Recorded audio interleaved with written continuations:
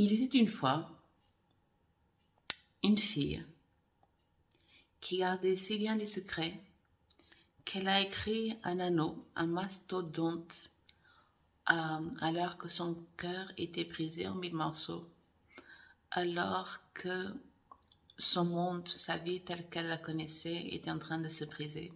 Mais elle a quand même écrit 92 000 mots en 30 jours parce que c'était l'anneau et il fallait un badge. Et cette fille, hello, enchantée, je suis Joanne. En 2008, j'ai signé un contrat d'édition. Je pensais que c'était le meilleur contrat d'édition que je pouvais avoir à mon âge. Avec mon inexpérience, ce n'était pas un compte d'auteur, j'étais déjà passée par là.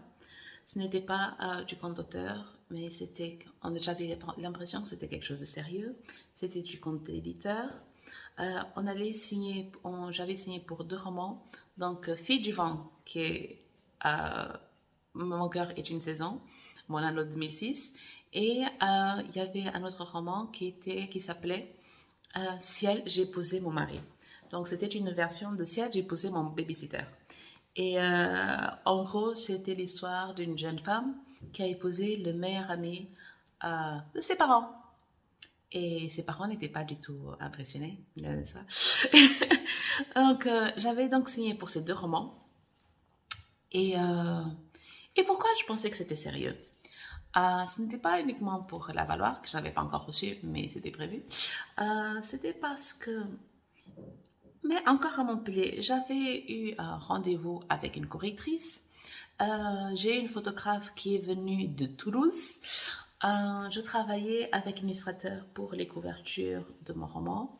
Je ne me souviens plus du nom de la correctrice, je ne me souviens plus du nom de la photographe, mais je me souviens du nom de l'illustrateur, Pierrick Martinez. Il faisait de l'art numérique, c'était vraiment beau. Et forte de ce contrat, forte de cette collaboration, j'ai pris le paquet, j'avais fait des photocopies, j'ai pris le paquet et je suis allée à la préfecture pour demander de changer de statut. Je ne voulais plus un titre séjour d'étudiante parce que maintenant j'allais être artiste. Est-ce que je pourrais avoir un titre séjour spécial artiste, spécial talent, c'est un visa à talent? Oh, je ne sais plus. Je ne sais plus du tout, c'était il y a une autre vie, c'était il y a une éternité. Donc je suis allée à la préfecture, j'ai remis mon dossier et octobre 2008, j'ai reçu un courrier de la préfecture et dans ce courrier, ce courrier était une EQTF. Pour celles qui ne savent pas, c'est une invitation à quitter la France en 30 jours. Ça veut dire que si on m'arrêtait dans la rue, après ces 30 jours, je pouvais être déportée. Et à partir de ce moment-là, j'ai enchaîné toutes les mauvaises décisions possibles et imaginables. J'ai paniqué et je ne l'ai dit à personne. Donc, mes meilleurs amis étaient au courant, mon copain était au courant, mais je ne l'ai dit ni à ma sœur, ni à mes frères, ni à mes parents, à personne. Quand je dis personne, c'est à personne. Et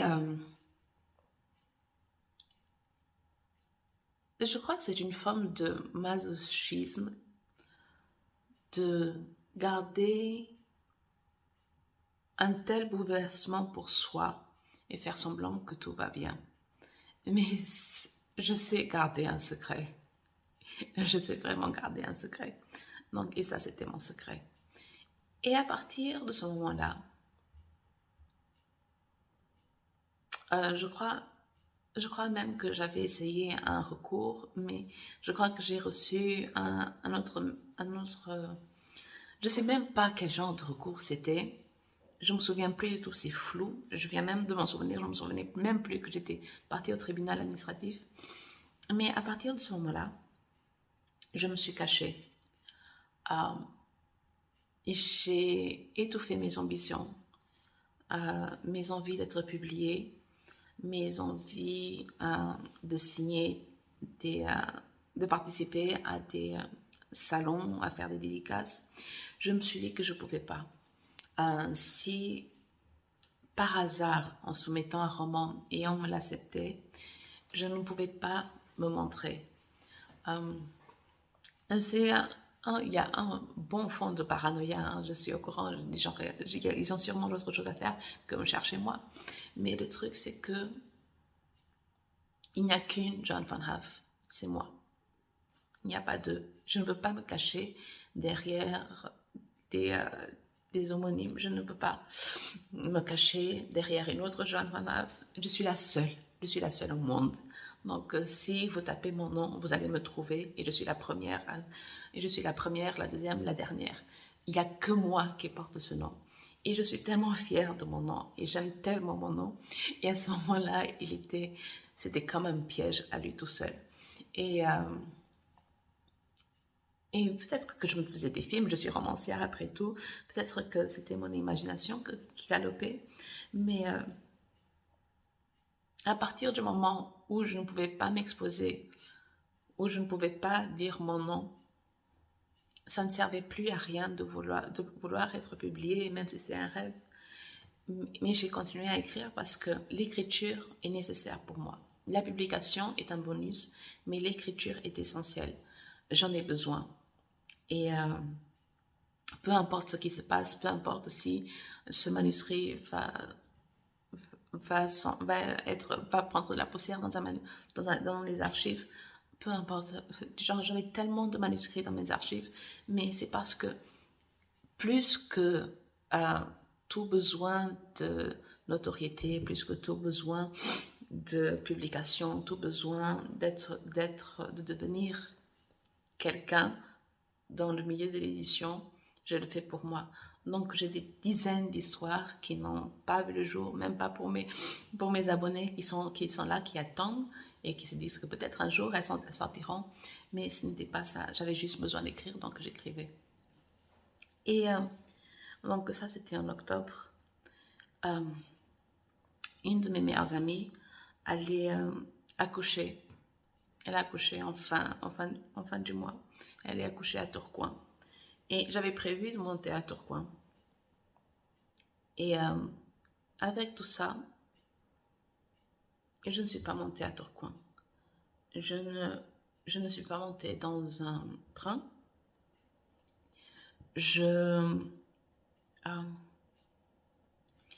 J'avais peur de me faire arrêter à tout instant. J'ai arrêté de porter des sacs à main. Je me faisais la plus discrète possible. Et pour vous dire la vérité, je pense que c'est la couleur de ma peau qui m'a sauvée. Parce que je n'ai jamais été contrôlée. On ne m'a jamais arrêtée dans la rue pour voir mes papiers. On ne m'a jamais regardée de façon comme si j'étais une étrangère. Donc, et à Montpellier, il y a une grande communauté antillaise, donc qui faisait aussi partie de mon entourage quand j'étais à l'université. Donc, je pense sincèrement que je suis passée entre les mailles des filets grâce à ça, à cause de ça, je ne sais pas. Mais, ouais. Donc, ma mère a mis à accoucher. Je n'ai pas vu sa fille avant longtemps. Et parce que c'était un secret, parce que personne ne devait s'apercevoir de rien, parce que personne ne pouvait le savoir. J'avais honte en plus de ma panique. J'étais embarrassée. Donc, pour les mauvais choix, je les ai entassés. J'ai fait le nano comme si de rien n'était. Parce que, hello, il y a un badge qui m'attend. Et il y avait un badge, mais il y avait une photo. Une de mes meilleures amies a pris cette photo Euh, C'était celle qui était ma coloc, c'était pas celle qui a accouché. Elle a été ma meilleure amie qui a accouché. Aussi était une de mes colocs, mais c'était mon autre meilleure amie du temps du lycée. Elle m'a pris en photo et j'ai utilisé cette photo pendant des années en train de dire ouais, c'est moi qui écris, je suis super concentrée, c'est Nano. C'est juste que mon cœur était brisé en miettes.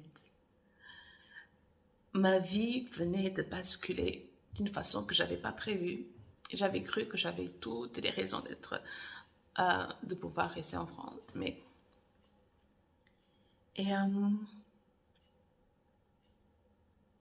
mais j'ai tout de même écrit 92 000 mots en novembre.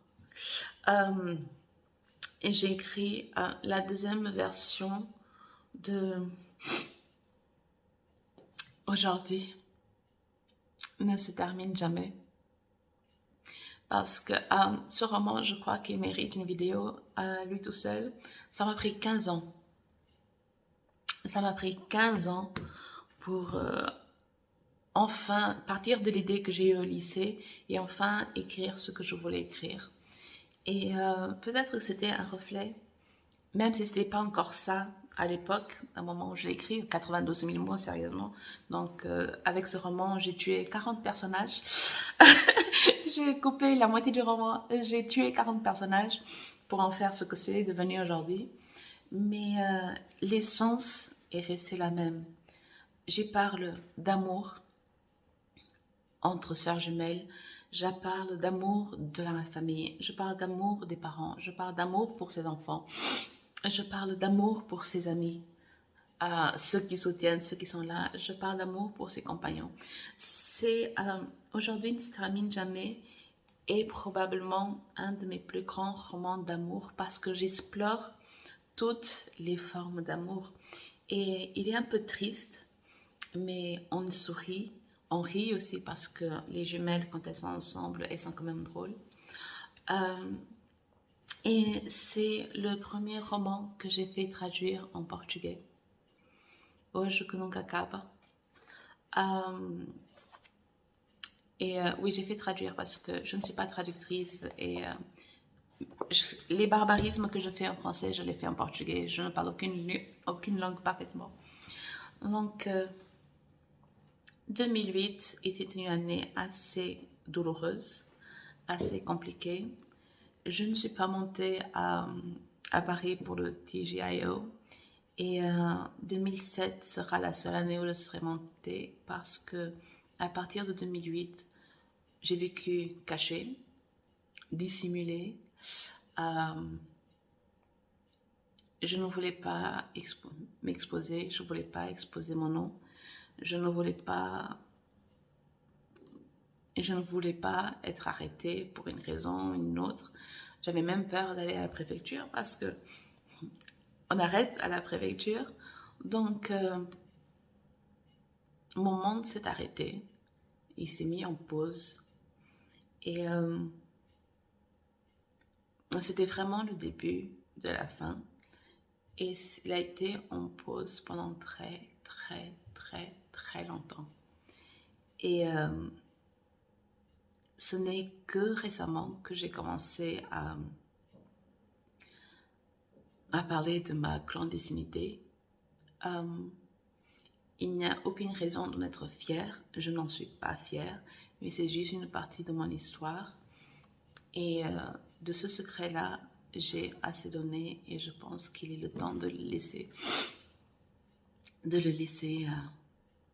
voler, s'oublier et de tourner la page. Mais ouais, mon anneau de 2008 a été douloureux, mais j'ai eu mon badge.